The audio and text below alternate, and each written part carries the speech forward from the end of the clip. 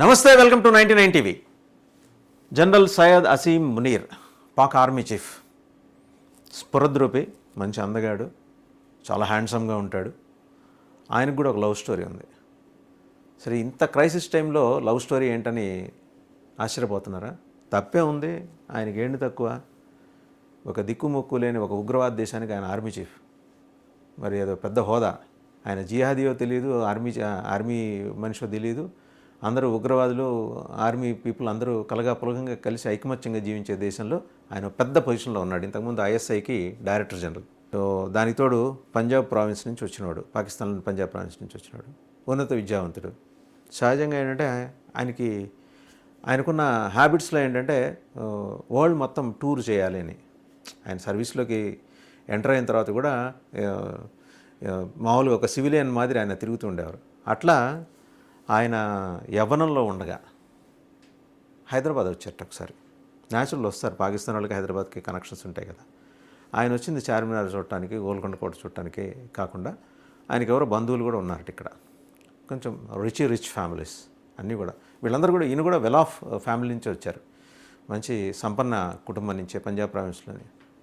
ఆయన భార్య మాత్రం ప్రస్తుతం ఆవిడ బంగ్లాదేశ్ నుంచి వచ్చారు.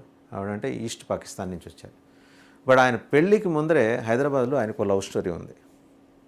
ఎవరంటే ఆవిడ కూడా ఒక మంచి రిచ్ ఫ్యామిలీ, అంటే ఈయనకన్నా సంపన్నమైన కుటుంబం నుంచి, and well educated, well mannered, well cultured family నుంచి ఉన్నారు ఆవిడ ఉన్నత విద్యావంతురాలు.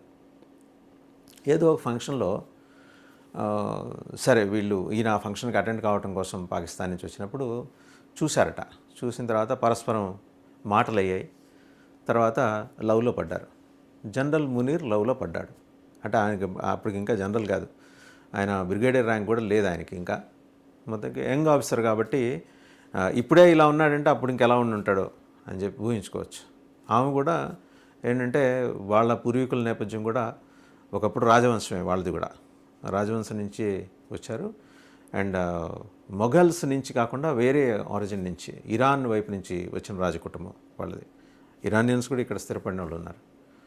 సో కొంచెం కల్చరల్గా డిఫరెన్సెస్ ఉన్నప్పటికీ ఏంటంటే ఒకళ్ళనొకళ్ళు ఇష్టపడ్డారు, వాళ్ళు కమ్యూనికేట్ చేసుకున్నారు. లేదు, జనరల్ మునీర్ ఇలా ప్రపోజ్ చేస్తున్నారు. జనరల్ మునీర్ అంటే మన కట్టుబాట్లు వాళ్ళ కట్టుబాట్లు సంప్రదాయాలు వేరు కదా అనే మొత్తానికి ఏంటంటే కొంత మాటలు అయితే నడిచినాయంట. ఇవన్నీ ఏంటంటే ఎవరు చెప్పారని అడగచ్చు మీరు. ఆ మహిళకి, ఉన్నత విద్యావంతురాలైన ఆ మహిళకి హైదరాబాద్ సిటీలో ఒక ఫేమస్ బేకరీ వ్యవస్థాపకులతోటి కుటుంబపరంగా సంబంధాలు ఉన్నాయి. వాళ్ళు ఫ్యామిలీ పరంగా రిలేషన్స్, అంటే మోర్ దాన్ రిలేటివ్ అనుకోండి, స్నేహితులు కాదు, బంధువులు కాదు, ఆత్మబంధువులు ఉంటారు చూసారా, అలాగా. ఆ బేకరీ వ్యవస్థాపకులు కూడా చాలా చక్కటి ప్రొఫైల్ ఉన్న వ్యక్తి, very humble and down to earth and God Fearing man. ఆయన ఆధ్వర్యంలో ఇప్పుడు ఆ బేకరీ హైదరాబాద్ నలుమూలలో విస్తరించింది. అండ్ క్వాలిటీ విషయంలో ఆయన కాంప్రమైజ్ కారని చెప్పి ఎక్కడెక్కడి నుంచో వచ్చి ఆ బేకరీకి వచ్చి కొనుక్కునే వాళ్ళు ఉన్నారు. ఆయన కేవలం ముస్లిమ్స్ మాత్రమే ఆ బేకరీకి వస్తారని కాదు, అందరూ వస్తారు. ఆయనకు ఆ రెప్యుటేషన్ ఉంది.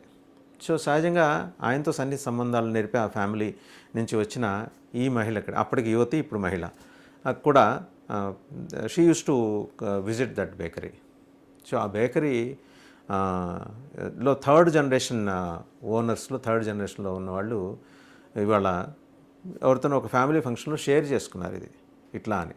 సరే, హైదరాబాద్లో చాలా బేకరీలు ఉన్నాయి, అందరూ కూడా సంపన్న కుటుంబాల నుంచి వచ్చిన వాళ్ళే, వ్యాపారస్తులే, అందరూ కూడా మర్యాదస్తులే అందులో. బట్ వీళ్ళు ఎక్కువ మర్యాదస్తులు, అంటే if one wants to categorise, వీళ్ళు ఎక్కువ మర్యాదస్తులు. సరే, ఆమె మెడికల్ ఎడ్యుకేషన్లో పీజీ చేశారు, ఎంఎస్ జనరల్ సర్జరీ చేశారట ఆవిడ. సరే, ఆ పీజీ చేసే క్రమంలో కొంత గ్యాప్ వచ్చింది. అంటే ఆయన తన ఉద్యోగ బాధ్యతల్లో చాలా బిజీగా ఉండటం, ఇండో పాక్ కాన్ఫ్లిక్ట్స్ మనకి తెలిసినవే కదా. సో ఎక్కువ ఉద్యోగ బాధ్యతల్లో పడిపోవటం వల్ల ఎందుకన్నా కమ్యూనికేషన్ కట్ అయ్యి ఈ లోపల ఆయన ఈమె కోసం ట్రై చేయటం, somehow he could not able to contact her. ఈవిడేమనుకున్నారట ఈ మహిళ, ఇదంతా according to the owners of the third generation owners of that particular bakery అనమాట. వాళ్ళు చెప్పిన దాని ప్రకారం ఏంటంటే she got disappointed, she got distorted. ఆమె హర్ట్ అయ్యారట బాగా. సో ఎందువల్ల ఏంటో సరే ఆయన వచ్చే వరకు వెయిట్ చేద్దాం అనుకున్నట్ట. ఈయన మహాభారతంలో ఒక రాజు ఉంటారు కదా, శకుంతలని కన్న రాజు. ఆయన మాదిరి ఈమె విషయం ఈ ఎపిసోడ్ మర్చిపోయాడు. ఈ లవ్ స్టోరీ ఎపిసోడ్ మర్చిపోయి తర్వాత హీ గాట్ మ్యారీడ్. ఈ విషయం తెలిసింది ఇక్కడున్న ఈ రాజవంశీకురాలైన ఆ యువతికి అప్పట్లో తెలిసింది. సరే దైవ నిర్ణయం అలా జరిగింది, దీంట్లో మనం పెద్దగా డిస్ప్యూట్ ఏముంది, బహుశా ఆయన ఉద్యోగ బాధ్యతలు బహుశా కంటైన్ చేయటం వల్ల ఆయన రాలేకపోయి ఉంటారేమో అని సర్ది చెప్పుకుంది. సర్ది చెప్పుకున్న తర్వాత she did not go for another marriage. అసలు ఆ పెళ్ళికే పోలామె, ఇంకొకరిని పెళ్లి చేసుకోవాలనే ఆలోచన కూడా రాలేదట. అప్పటి నుంచి she has been into charity. అంటే తన దాతృత్వ గుణాన్ని ఆవిడ చాటుకుంటున్నారు. కులాలు, మతాలు, ప్రాంతాలు వీటి పట్టింపు లేకుండా పేద పిల్లల్ని చదివించడం, వాళ్ళ health conditions and rational thought ప్రాసెస్ని వాళ్ళు ప్రమోట్ చేయటం, irrespective of cost, creed and religion. ఆవిడ ఆ ప్రాసెస్లో మంచి పేరు తెచ్చుకున్నారు. మనం చాలా జాగ్రత్తగా చూస్తే ఒక సినిమా స్టోరీ, ఇటీవల వచ్చిన ఒక సినిమా స్టోరీకి ఇది కనెక్ట్ అయి ఉంటుంది. ఆయన మమ్ముటి కొడుకు చేసిన స్టోరీ, ఒక రాజవంశీకురాలతోటి ఆయన లవ్ స్టోరీ. ఆయనేమో అటు మిలిటరీలో పనిచేస్తుంటారు. సరే సంహవ్ పెళ్ళి జరగదు, ఆయన అక్కడే పాకిస్తాన్ క్యాంప్లో ఆయన చంపేస్తారు.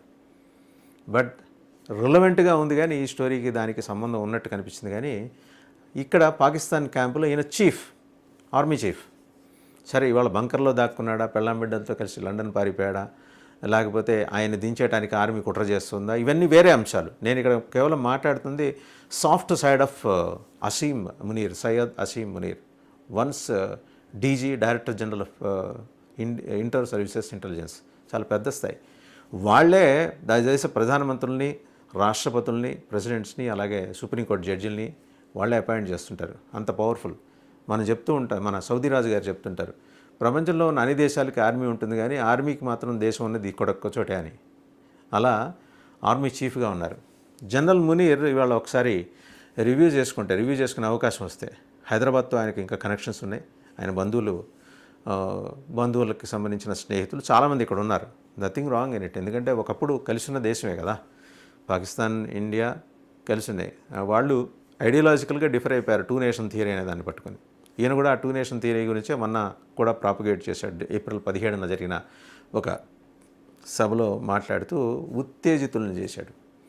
అలాంటి కరుడుగట్టిన ఒక ఆర్మీ చీఫ్కి, జనరల్కి ఒక లవ్ స్టోరీ ఉందా అంటే ఉంది. ఏం ఉండకూడదా? ఉంది, ఆయనకు కూడా ఉంది. బట్ ఆ మహిళ she never try to contact him. తర్వాత ఆమెకు తెలిసిన తర్వాత ఆయన మంచి పొజిషన్లో ఉన్నారని ఆమె కాంటాక్ట్ చేయదలుచుకుంటే నిమిషాల పని, ఆవిడ చేయదలుచుకోలేదు. ఆవిడ కంప్లీట్గా ఏంటంటే చారిటీలోనే ఉండిపోయారు. దయా, దాతృత్వం, పసిపిల్లలు, అనాథ పిల్లలు, తల్లిదండ్రులు వదిలేసిన పిల్లలు, ఎక్కడో స్ట్రీట్ చిల్డ్రన్, ఇలాంటి వాళ్ళందరినీ ఐడెంటిఫై చేసి వాళ్ళకి ఎడ్యుకేషన్, హెల్త్ సెక్టర్స్లో వాళ్ళని ముందుకు తీసుకెళ్ళడం కోసం తన వంతు సాయం చేస్తుంది. A great lady. ఆమె ఏంటంటే Syed Asim Munir, chief of army Pakistan, ఆయన మీద ఉన్న ప్రేమని తుంచుకోలే, ఈ పిల్లలతోటి పంచుకుంటుంది ఆవిడ. అంటే ప్రేమను ద్వేషంగా మార్చుకోలేదు ఆవిడ అక్కడ. అంటే సింబల్ ఆఫ్ అన్ ఎకానిక్ లవ్ అని చెప్పచ్చు మనం. అంటే ఒక పవిత్రమైన ప్రేమ ఎలా ఉంటుందనేది ఆవిడ చేసి చూపించింది. అసీమ్ మునీర్ ఒకవేళ మీరు ఎక్కడైనా ఉంటే, అంటే మీరు ఇంకా పట్టుబడ్డారో లేదో తెలీదు, బంకర్లో దాక్కుని బయటకు వచ్చారో లేదో తెలీదు, లేదా మీ మీద ఆర్మీయే కుట్ర చేసి మిమ్మల్ని పదవి నుంచి దించిందో లేదో మాకైతే తెలీదు, మీరు షహబాజ్ షరీఫ్ మారువేషాల్లో తిరుగుతున్నారని తెలుస్తుంది. ఒకవేళ మారువేషాల్లో ఉంటే రండి, వచ్చి ఒకసారి ఆమెను పలకరించండి. ఎందుకంటే ఆమె మీ పట్ల పెంచుకున్న ప్రేమ అని ఒకసారి ఎక్నాలెడ్జ్ చేయండి. It may be too late. మీకు పెళ్ళి, పిల్లలు, వ్యవస్థ అన్నీ ఏర్పడి చాలా విలాసవంతమైన భోగ జీవితాన్ని మీరు లండన్లో గడుపుతున్నారు, మీ పిల్లలు, మీ సంతానం అంతా. బట్ ఆవిడ మాత్రం మీ మీద ఉన్న ఇష్టాన్ని, ప్రేమని అలాగే ఉంచుకొని ఎటు డైవర్ట్ కాకుండా, దాంట్లోంచి నెగటివ్ అప్రోచ్తో వెళ్లకుండా ప్రొయాక్టివ్ అప్రోచ్ తోటి అనాథ పిల్లల్ని చదివించి వాళ్ళ బాగోగులు చూసుకుంటుంది. Hats off to that lady.